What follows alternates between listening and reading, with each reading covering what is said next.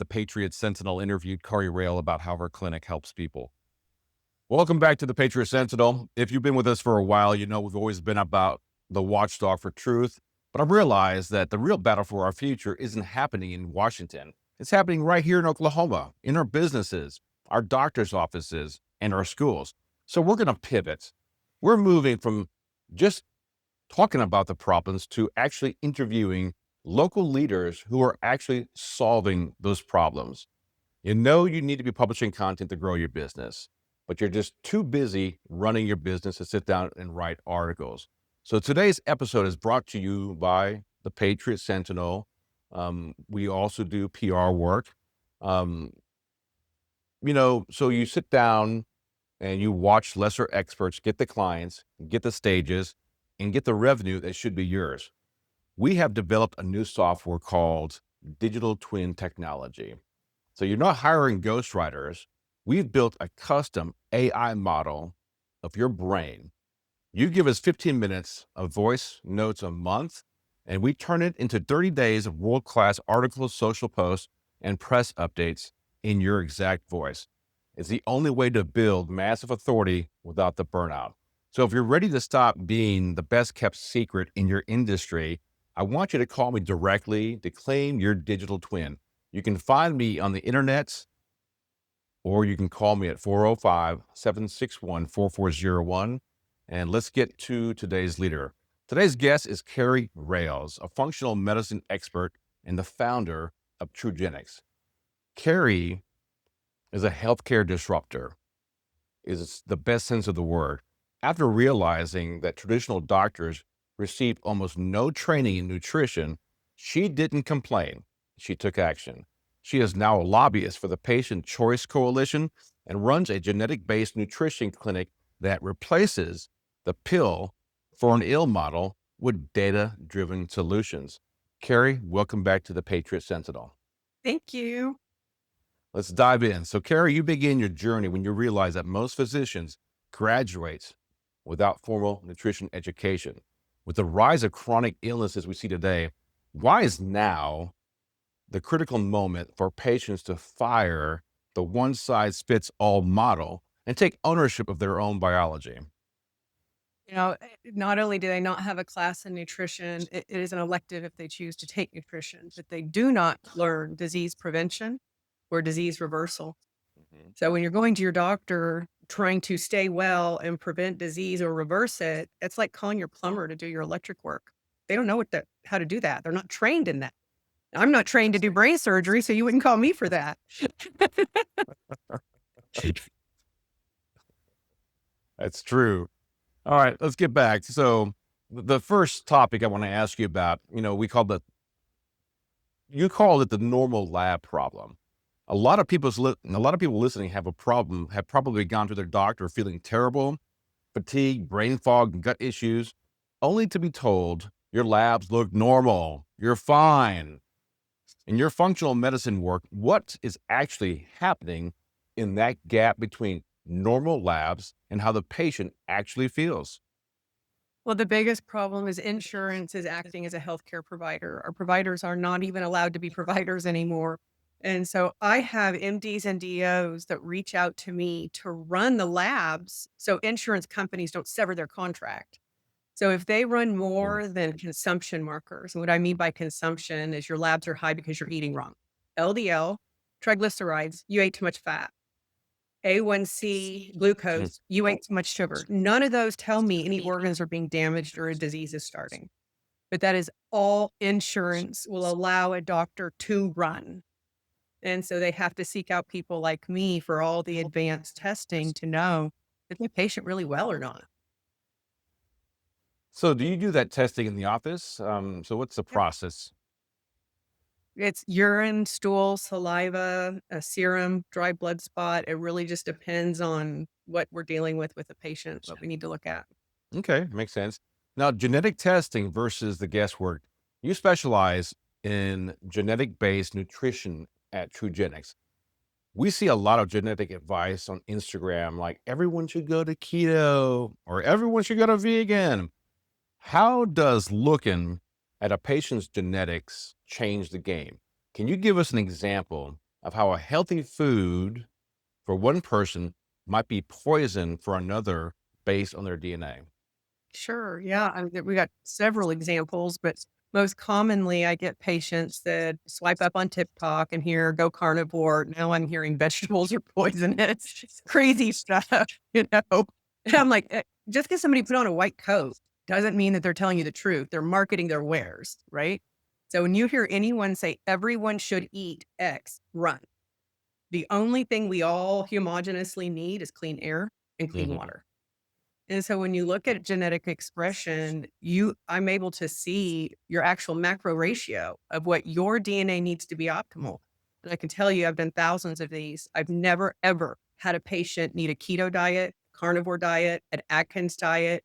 They need 32% fiber in their diet. I promise you, colon cancer does not care if you have a six pack. Mm-mm-mm-mm. What's the best way to get fiber? Is it to eat a lot of vegetables or take pills or both? No, it's totally different. You can't go the Metamucil route and think that's gonna fix it. You really gotta eat your fiber in food form, and so think you have vegetables, you have fruits, you have whole grains, seeds and nuts, beans, high in fiber. Quinoa is a grain, and 1 cup has 18 grams of protein and 13 grams of fiber. Okay. All right. Not a big fan of quinoa, but I'll try it.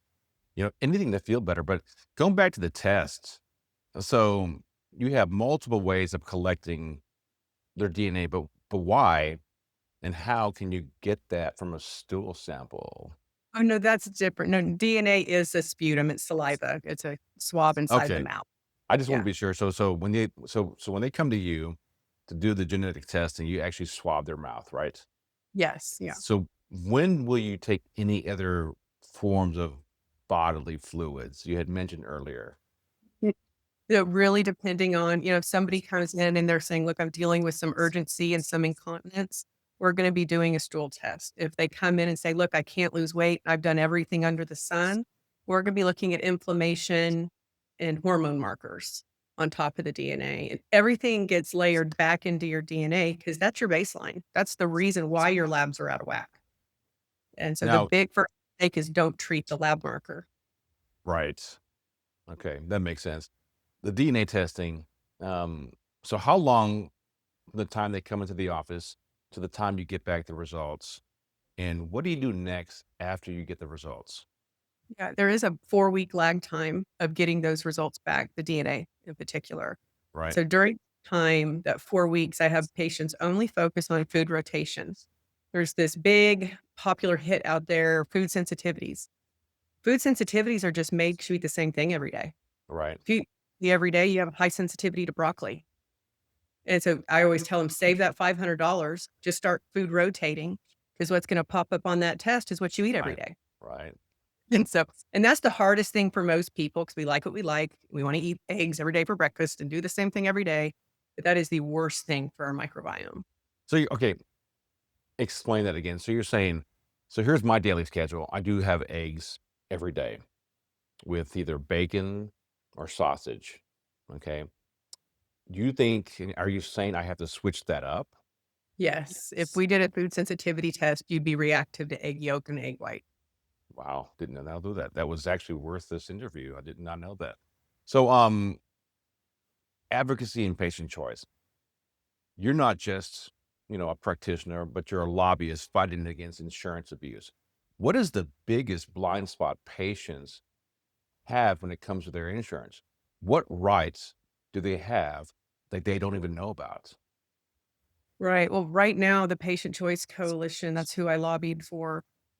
Patient Right to Shop is a Right, big one. We passed, the governor signed. That was one of their first bills they brought to Oklahoma. And that's making sure that your insurance benefits follow you, the consumer, the patient. When you buy insurance, it's just like buying milk, it's just a non tangible commodity. That is the commodity you own. It doesn't follow the provider, it doesn't follow the facility, it follows you, the patient. Then secondly, it's empowering yourself to understand a doctor isn't a cop. You don't have to put your hands behind your back and get cuffed because they say so. right, right. Their white coat doesn't come with an anal USB port. They are not all knowing. You need to push back. You need to ask questions. You need to say, what will this drug do to me? What nutrients will it deplete? And will it cause more diseases? You had me at anal port. All right, Carrie. This has been eye opening as always. For the listeners who are already ready to stop guessing and start testing, where can they find you and learn more about your genetic programs? Yeah, you can go to TrueGenix, TRUGENEX.org, or you can find me on Facebook at Optimize Your DNA. Is there a phone number you'd like to have? Sure. 405-245-9475, and you can call or text that number. Thank you.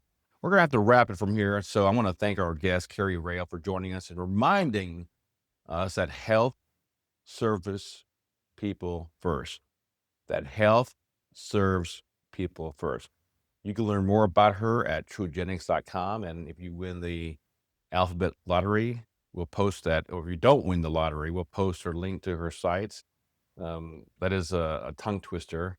And I want you to find her site and talk to her, make an appointment because, from my personal experience and the people I know have gone to her, she has done what she claimed that she said she would do. And a lot of people I do know say that they have discovered their food allergies or any other issues and have gotten 100% better by going to her and listening to her advice. Now, Carrie, one more thing. What other services do you offer? So they get a genetic test and they come back and you explain it. What do you do? What do you do after to keep them with you? What's the progress and what's the services you offer for your patients?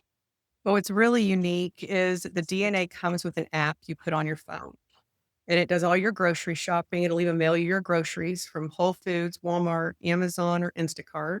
Mm, When it's all chain restaurants in the world, you can type Starbucks and it'll tell you what to order off the menu. McDonald's, Taco Bell, Chili's, Applebee's, what to order off any restaurant menu. So it takes the fear out of eating and you can start figuring out how to enjoy it again. wow, that's interesting. I'm gonna have to get the app. So you got that PS, and I thought you deserved it. So, for our viewers, I interview innovators and disruptors, so you guys can stay ahead of the curve. If you have a story that needs to be heard, just go ahead and send me an email. I'll drop it in the comments. I'm pretty easy to get a hold of. And one more time, if you want to turn your expertise into an empire without the extra work, reach out to me at 405-761-4401, and let's build your authority. I'll see you guys next time. Thank you, Gary. Thank you.